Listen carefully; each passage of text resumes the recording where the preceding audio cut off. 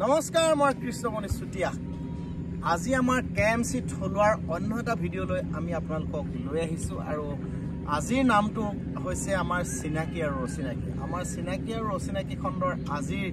আমাৰ লগত উপস্থিত আছে কি তললৈ মুগৈ আছে যে নাই আমাৰ লগত উপস্থিত আছে আমাৰ মৌচেং নমস্কাৰ মানে জ্যোতিষ তোমাৰ ঘৰ ক'ত মোৰ যোৰহাট লাডৈগড় ফেচুৱাল ফেচুৱাল নাম মানে কি ফেচুৱাল মানে আমাৰ ককাহঁতে কোৱা মতে মানে তাত আপোনাৰ ফেচু চৰাই বহুত আছিলে ফেচু চৰাই ফেচুৱাল যোৰহাট লাডৈগড় ফেচুৱাল গাঁওখন বৰ ফেমাছ গাঁও আৰু আজি আমাৰ অতিথি হৈছে মৌচেং জ্যোতিষ আৰু ই আমাৰ নৱ প্ৰজন্মৰ এগৰাকী প্ৰতিভাৱান কণ্ঠশিল্পী গুৱাহাটীলৈ আগমন ঘটিছে গতিকে ই গুৱাহাটী অহাৰ আগত তুমি কি কৰি আছিলা মই তেনেকৈ বিশেষ একো নাই হোম ছেটআপ এটা আছে ঘৰতে কেলে তুমি আকৌ বোলে হুঁচৰি গাই ফুৰিছিলা হুঁচৰি গাইছিলোঁ বহাগমহীয়া আৰু বহাগ মাহত আমাৰ মৌচেঙে গোটেই বিহু দলৰ লগত গোটেই মাহটো পাৰ কৰে আৰু নাচনি নচুৱাই অৱশেষত আহি গুৱাহাটীত আপোনাৰ চাউণ্ডৰ কাম কৰিবলৈ আহিলে আৰু এইবাৰ সি গান গাবলৈ আৰম্ভ কৰিছে প্ৰথমে তুমি সৰুৰ পৰা কেনেকৈ তোমাৰ গানৰ জীৱন আৰম্ভ দেউতাই বেছি ক্লজ নালাগে দেই আমাক একদম বেকটো লাগিব ধুনীয়াকৈ দেউতাই মানে ভাও কৰিছিলে মানে আপোনাৰ নাৰত পাৰ্ট কৰে তোমাৰ ঘৰত কোন কোন আৰু দেউতাৰ মাৰ কোন কোন কৈ দিয়া দেউতাৰ মাৰ মই দেউতাৰ নাম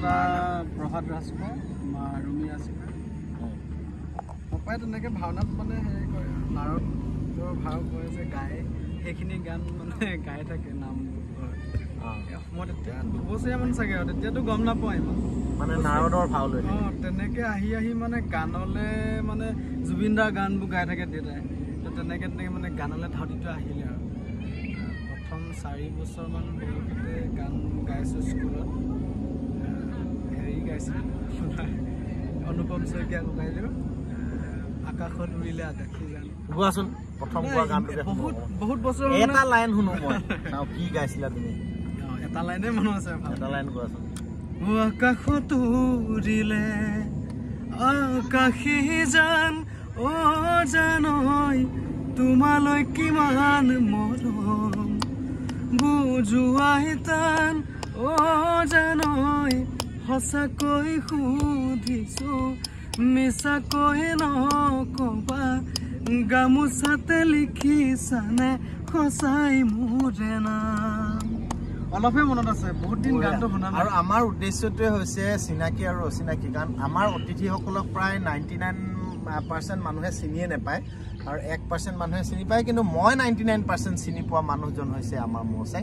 গতিকে ই এজন ভাল প্ৰতিভাৱান কণ্ঠশিল্পী অসমৰ ৰাইজৰ মাজত ইয়াক প্ৰথমবাৰৰ কাৰণে তেওঁৰ মুখখন আমি আগুৱাই দিছোঁ অসমৰ ৰাইজৰ কাৰণে বিচাৰটো অসমৰ ৰাইজে কৰিব গতিকে প্ৰথম গান গাইছিলা এই গীতেৰে তোমাৰ জীৱন আৰম্ভ হৈছে নদী বাহিলে গাইছিলোঁ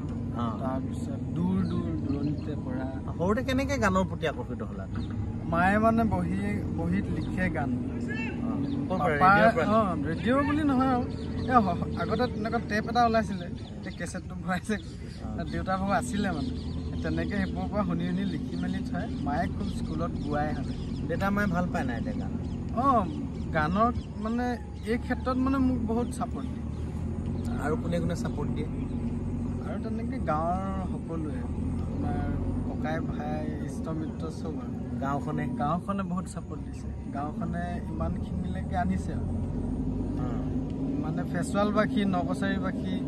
তাৰপিছত আৰু এগৰাকীৰ নাম নল'লে মানে মোৰ ভুল হ'ব কোন ভাল পোৱা ছোৱালী নহয় মোৰ সৰুতে মানে আপোনাৰ প্ৰথম শ্ৰেণী দ্বিতীয় শ্ৰেণীমানৰ পৰা যেতিয়া মানে বেছিকৈ গানৰ প্ৰতি ধাউতি হ'ল মোৰ গুৰু গৌৰাংগ কিশোৰ বৰা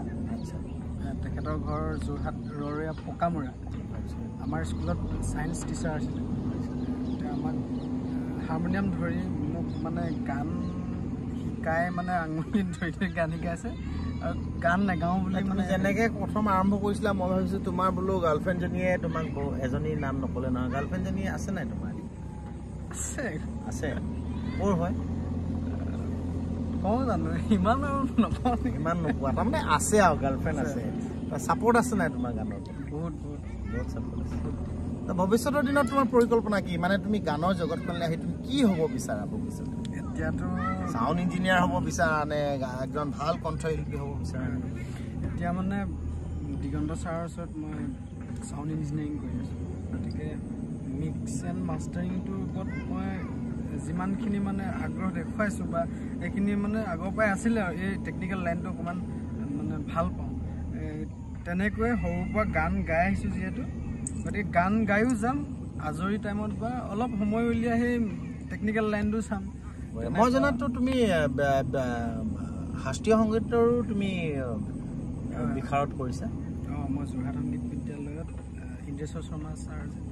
তেখেতৰ স্কুলতে বিশাৰদ পাছ কৰিছোঁ কিমান চনত বিশাৰদ কমপ্লিট কৰিছে 21ত হৈছে ভালে লাগিলে আৰু মৌচেঙৰ এই গোটেই যাত্ৰা সফল হওক কেতিয়াবা খেতি কৰি পাইছা নাই জীৱনত পথাৰ গৈ পাইছা দেউতাই খুব খেতি কৰে প্ৰথমতে খেতি দেউতাটো বাদ দিয়া তুমি হালৰ মুঠিত ধৰি পাইছা ট্ৰেক্টৰ ধৰি পাইছা নাই সৰুতে কোৰ চোৰ মাৰিছোঁ পথাৰত আৰু ৰিচেণ্ট মোৰ দাদা ঢুকালে বাৰু আজি দুবছৰ আগত তাৰ লগত মই পথাৰত কোৰ মাৰিছোঁ মাৰিছোঁ মানে এতিয়া অভ্যাস আছে নাই কোৰ মৰা এতিয়া বহুত দিন নাই কিন্তু যদি বোলে তুমি একোৱে নহলা তুমি ছিংগাৰো নহলা সাউণ্ড ইঞ্জিনিয়াৰো নহলা তুমি তেতিয়াতো কিবা এটাতো কৰি খাব লাগিব তেতিয়াতো মাটিৰ লগতে সম্পৰ্ক ৰাখিব লাগিব তেতিয়া কেনেকৈ চলিব খেতি কৰিম তেতিয়া তাৰপিছত ঘৰতে দোকান আছে গেলামাল সেইখনকে চলাম গেলামালৰ দোকান আছে তোমালোকৰ মজা তেতিয়াহ'লে মটন চুৰি কৰি খোৱা অভ্যাস আছে ন মজা আছে আমাৰ ইয়াৰ বহুত কথাই আমি ফেচুৱালবাসী ৰাইজলৈ আগবঢ়াই দিছোঁ কাৰণ ফেচুৱালবাসী ৰাইজে বহুত মৰম কৰি দিলে জুতিছে আৰু বহুত আগুৱাই যাব পাৰিব গতিকে তেওঁ নিজৰ জন্মস্থানখন তেওঁ